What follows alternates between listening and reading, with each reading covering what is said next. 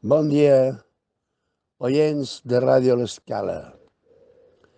Aquesta emissora ha tingut la fantàstica idea d'anomenar el programa Torna-la a tocar Sam, de Casablanca, pel·lícula que jo he vist de 10 vegades i penso veure-la 10 vegades més.